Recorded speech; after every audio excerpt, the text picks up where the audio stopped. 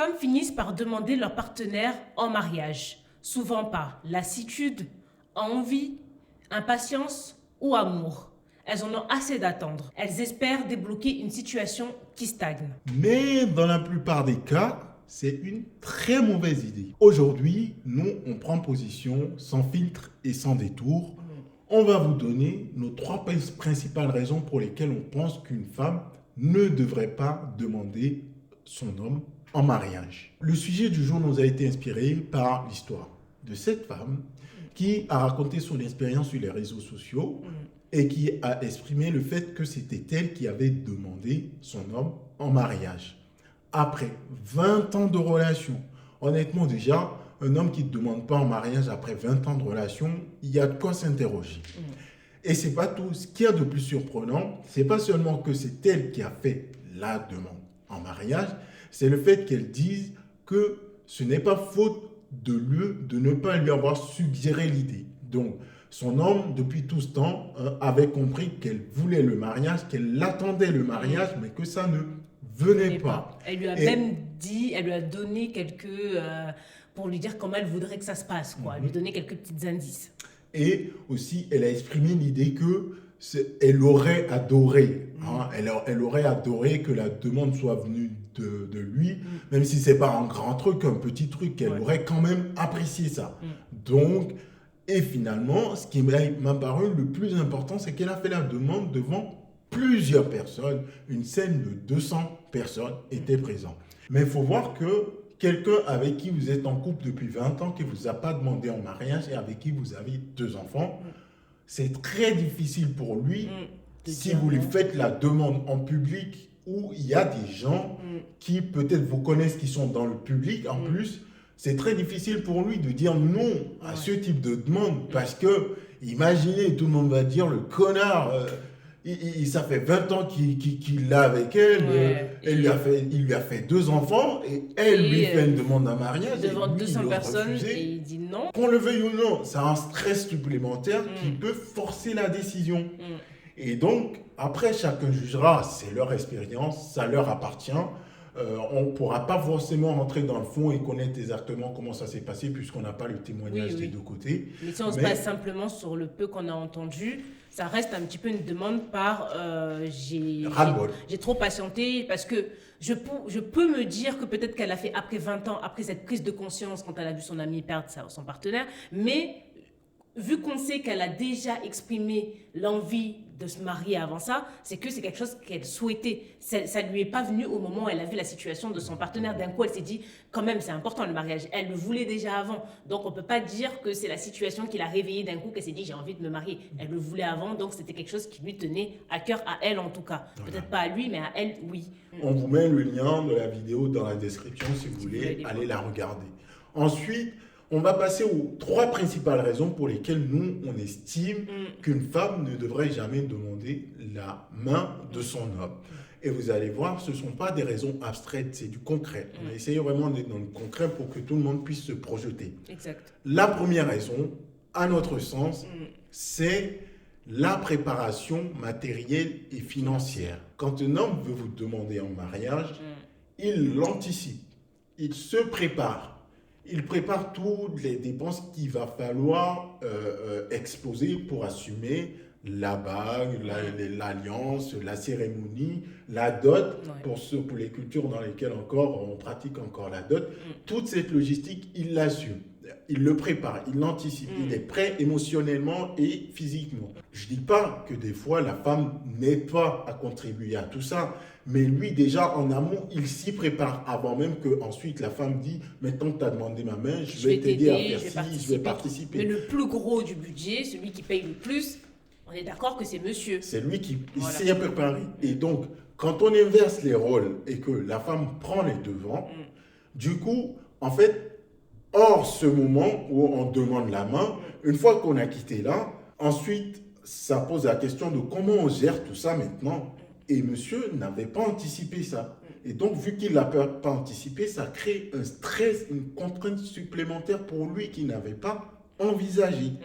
Et donc, la logique, et tout le monde va me tomber dessus, Mais moi, je trouve que la logique, ce serait que la personne qui demande la main, qui a anticipé, parce que c'est supposé être une surprise de demander la main d'une personne, la personne qui anticipe ça devrait du coup préparer matériellement et financièrement ce qui va arriver, parce qu'on s'envisage de le faire à bref délai en général, pas trop long. Je ne demande pas ta main aujourd'hui pour te marier dans 5 ans. Voilà. Oui, dans 1 an, quoi, au moins. Exactement.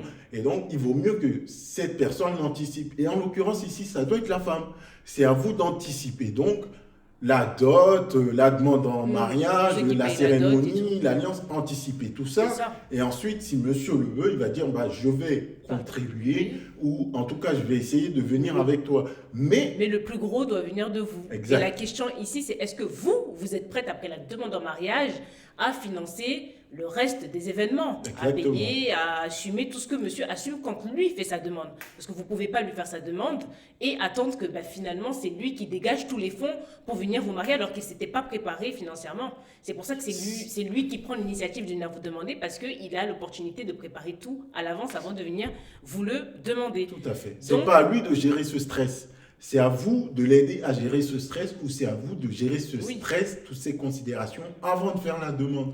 En fait, vous ne pouvez pas lancer un événement et attendre que quelqu'un d'autre assume toutes les conséquences matérielles et financières de cet événement. Paye tout, quoi. C'est comme la dot, c'est pour ceux qui payent la dot, c'est quand tu prépares le mariage, on cherche la salle et tout, peut-être que lui, financièrement, il s'est préparé. Je pensais qu'aujourd'hui, les salles coûtent énormément cher. Enfin, une préparation de mariage, ça coûte cher. Même un petit mariage, on se dit que ça va nous coûter trop cher, mais il faut de l'argent quand même.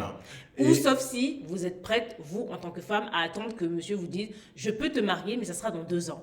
3 ans, quand j'aurai, moi, mis assez d'argent de côté pour te marier parce que je n'avais pas prévu. Je veux bien me marier avec toi, mais ça ne sera pas tout de suite, ça sera dans 3 ans. Est-ce que vous êtes prête à attendre après cette demande 3, 2 ans avant que ils finissent par dégager les fonds pour vous marier? Ce n'est pas équitable, ce n'est pas juste de lancer une demande de mariage et ensuite d'attendre de l'autre d'assumer toutes les conséquences, ou en tout cas la grande partie des conséquences matérielles et financières qui en découlent. Ce n'est pas juste. Et je sais que, bizarrement, moi je pense, c'est mon avis, il y a parmi ces femmes qui font les demandes, il y en a, un bon nombre probablement, qui font la demande et qui, après, attendent que monsieur vienne gérer les conséquences. Et ça, c'est pas cool. J'en connais pas personnellement, mais dites-nous comment ça se passe pour les filles qui demandent, qui font la demande. Est-ce que après la demande, c'est vous qui gérez financièrement le reste du mariage, ou vous attendez que votre partenaire prenne la suite des événements et qu'il paye et qu'il organise des choses? Même si on a bien précisé qu'on ne dit pas que l'homme paye tout, mais que les femmes participent, mais que le plus gros du budget vient de monsieur quand même. La deuxième raison, c'est le moment symbolique de l'homme. Le jour où l'homme affirme, fait sa demande en mariage, c'est le jour où il s'affirme. C'est un jour d'affirmation personnelle et aussi de reconnaissance sociale pour lui. C'est le jour où, si je dis vulgairement, il pose ses couilles, il dit « c'est toi que je veux ». Et il surmonte le stress, l'angoisse, tout ce qu'il y a par lequel il passe par pour affirmer, pour dire à une femme, voilà, c'est toi que je veux. En fait, je te veux toi. Et nous, en tant que femme, c'est ce qu'on attend de lui. Après une longue relation, on attend que notre homme se mette à genoux et qu'il nous demande la main, en fait. Allez, montre que c'est moi que tu veux. Exactement. Et donc, c'est une sorte, quand il s'affirme comme ça, les félicitations qu'il va recevoir dans la foulée, ça fait chaud au cœur. Vous voyez ce que je veux dire? Je dis, oh là là, j'ai passé le truc, j'ai réussi, ça le... Et tous les potes, félicitations mon pote. Mais quand la femme prend les devants, on inverse cette dynamique. Et du coup, les félicitations déjà qui vont venir de là, elles font moins chaud au cœur. Qu'on le veuille ou pas, elles font moins chaud au cœur. Mais c'est surtout aussi qu'il est privé de ce moment d'affirmation personnelle de lui. Et il manque cette occasion de reconnaissance sociale. Et c'est important. On lui avait volé son moment, quoi. C'est un jour qui... C'est ça. Voilà, on lui vole son jour. Même si aujourd'hui, certaines femmes vont dire... On est égaux, les femmes peuvent faire aussi ce que les hommes font, mais je pense qu'il y a certaines choses qui doivent rester à l'homme quand même. Il y a certaines choses qu'on doit laisser à l'homme. Je sais que je vais me prendre la foudre de toutes les femmes qui... toutes les femmes, mais je pense qu'il y a des choses qui doivent rester à l'homme. Et par exemple, si on fait inversement, parce que nous, on aime bien l'inverse et qu'on se mette à la place de la personne, par exemple. Là, vous êtes une femme, vous allez vous marier.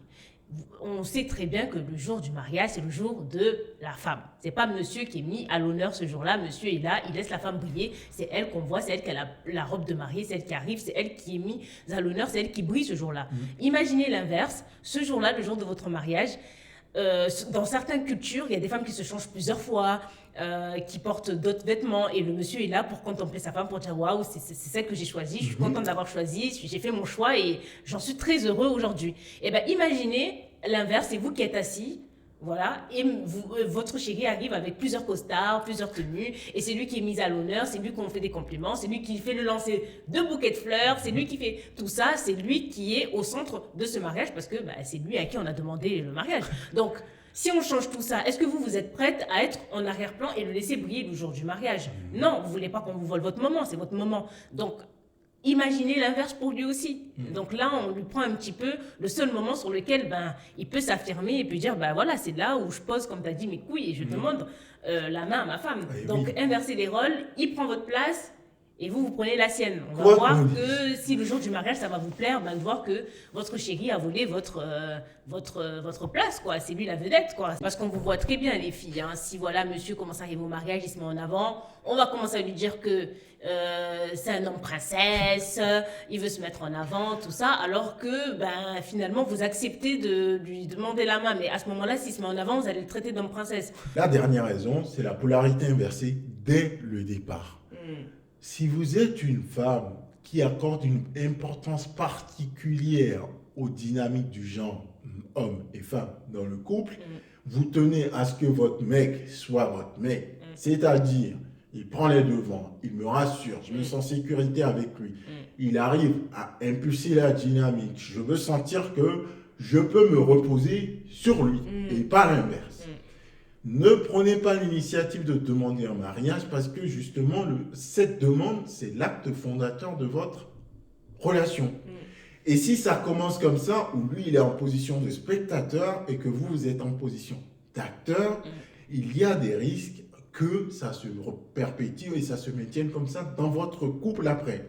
Et si vous êtes une femme qui ne voulait pas que monsieur soit toujours là, à compter sur vous, à vous laisser tout faire, à regarder comment vous faites, à ce que vous preniez les devants, ce risque-là existe. Et quand il va se réaliser dans votre couple, parce que c'est comme ça que votre relation a commencé, la dynamique a mal commencé, ça va vous embêter profondément, ça va vraiment vous embêter et du coup vous serez malheureuse. C'est ça. On va vous retrouver à vous dire, je ne peux pas compter sur lui, je suis toujours là à tout prendre sur moi, c'est toujours moi qui prends les devants, c'est toujours moi qui... Et à ce moment-là, vous pouvez aussi inconsciemment lui reprocher, lui dire, ce n'est pas parce que je t'ai fait la demande en mariage que tu dois me laisser tout encaisser.